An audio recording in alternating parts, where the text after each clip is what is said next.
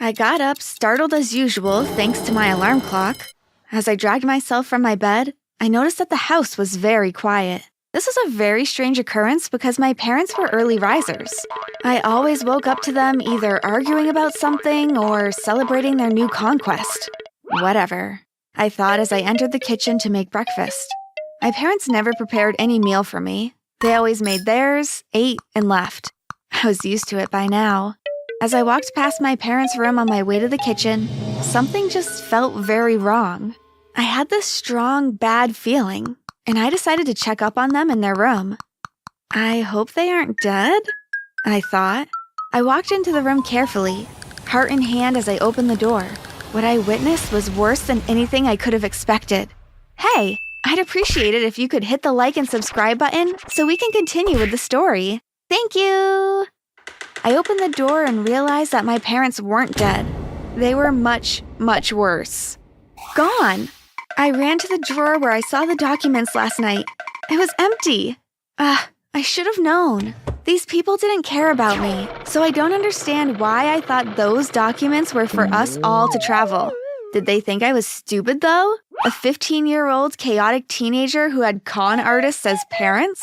I was smarter than middle-aged adults.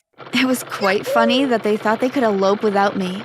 It was time to surprise them. I called the cops and told them exactly where they were headed.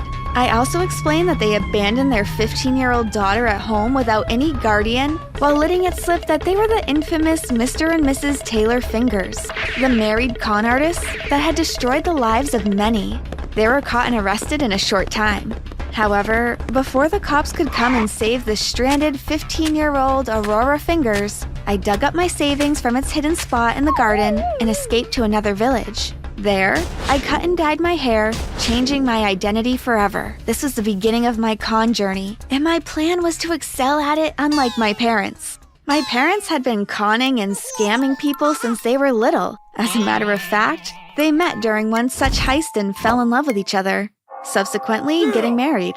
The funny thing was that, despite their years of experience in the con industry, we always remained lower middle class, always making just enough to survive. I thought it was pathetic. My parents taught me exactly who I shouldn't be. Over the years, I took on different names, identities, and individualities, and I was successful at my craft. Even the government respected me because they just couldn't understand how I did it. I became rich quickly, but I was always on the run. I didn't mind it, though. I enjoyed the thrill of making cops think they had me, then disappearing like I never existed in the first place. It was exhilarating. As time went by, I got everything money could buy, but I still searched desperately for one thing: love. I'd been with different people in the past, but none of them truly loved me. They were either with me for my beauty or my money, fame or status.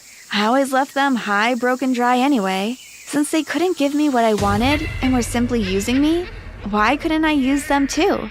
It had been 10 years since I got my parents locked up, ran away from my village, and began my con journey, and I was already drowning in wealth, even though I was only 25. I was getting tired of the game, and it seemed like it was time to settle down.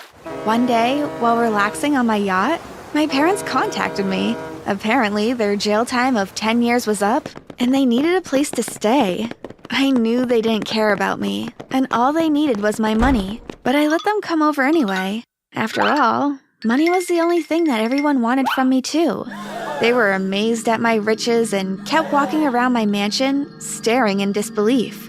I informed them that I had a con gig for them, and they would be set up for life after completing the gig. Our victim was a politician who stole people's pension money.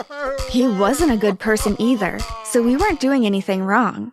We started our mission and I sent my parents to their positions. What they didn't know was that I had anonymously informed the cops of their plan to rob the so-called politician, who's actually a reverend, so they were apprehended and arrested again, sentenced for 5 years this time. I wish they'd been given about 10 to 20 years though, but I was happy to have them off my back once again, no matter how short the time was.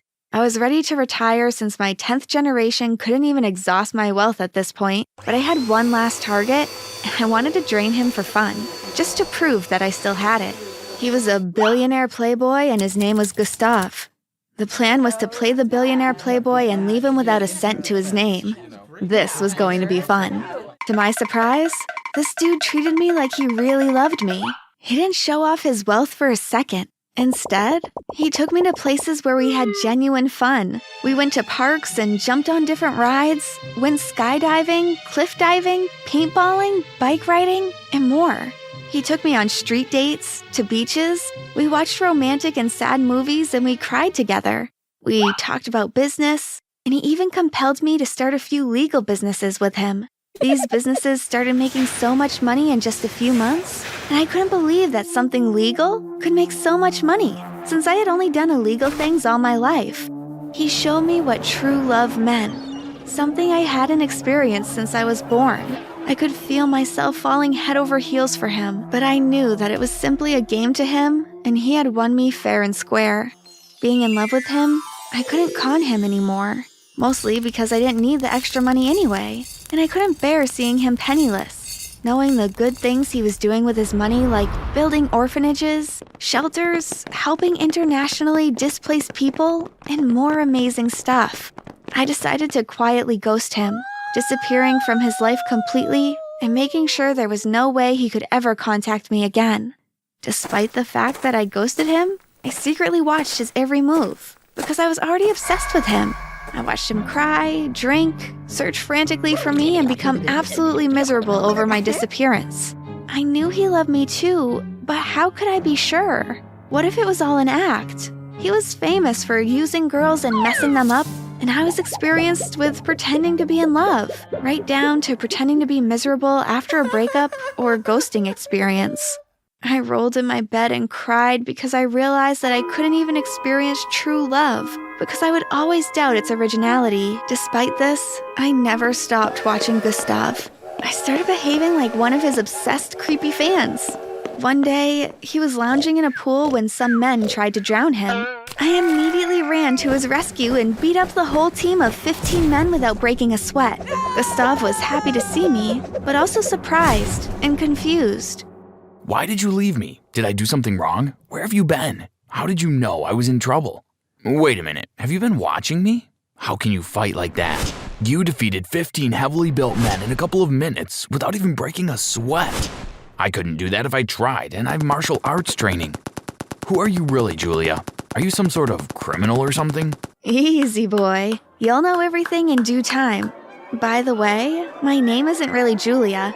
It's Aurora. Aurora Fingers. He stared at me in confusion as I led him to my hotel room.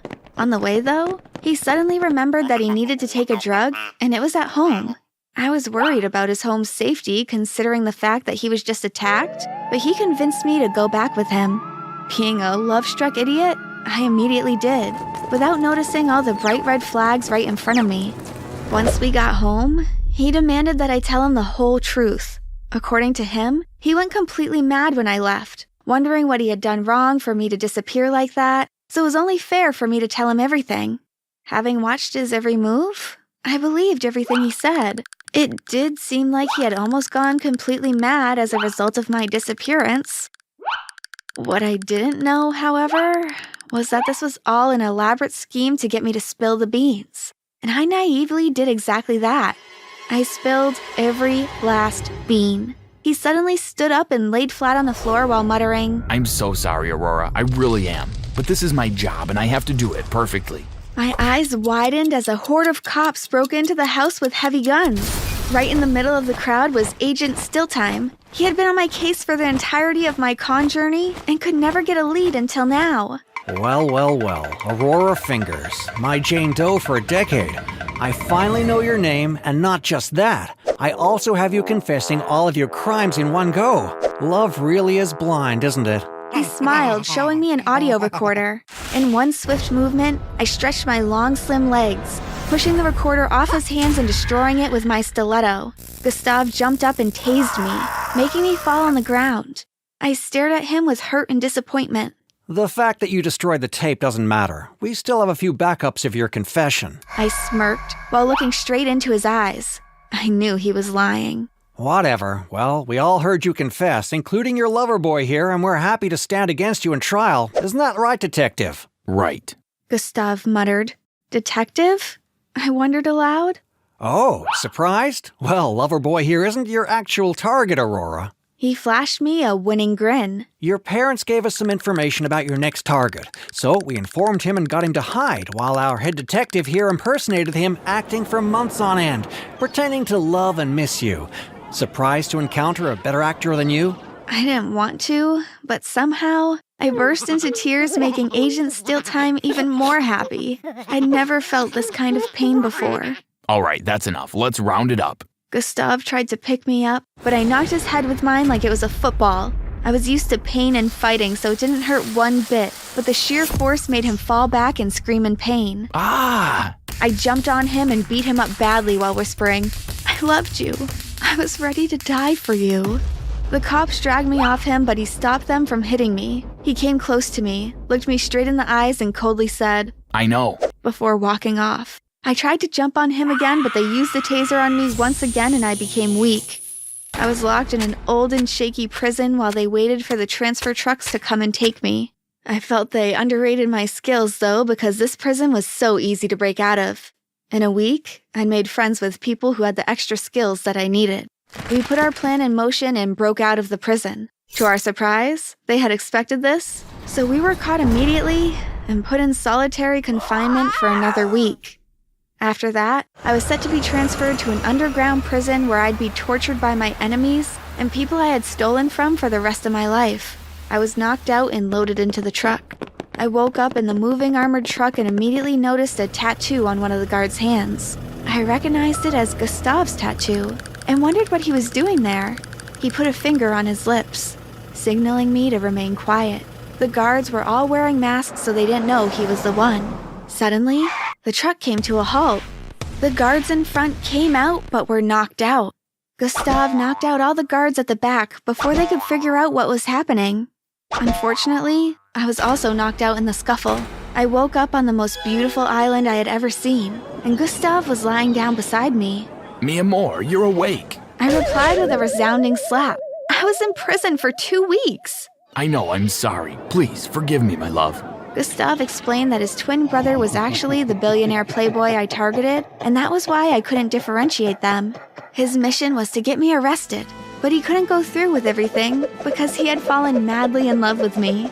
He was going to give up his former life and career to live on this hidden island with me, but on one condition. What is it? I wondered. He got down on one knee and brought out a ring from a box. Aurora Fingers, will you marry me? My hard-earned money had been confiscated by the government, but it didn't really matter because I had finally found what I'd been searching for all these years, right from when I lived with my parents. Love. Besides, Gustav was a billionaire. Yes, I'll marry you, Gustav. Great, but my name isn't really Gustav. That's my brother's name. I'm Alejandro. I threw a pillow at my new fiancé, and he hugged me tight.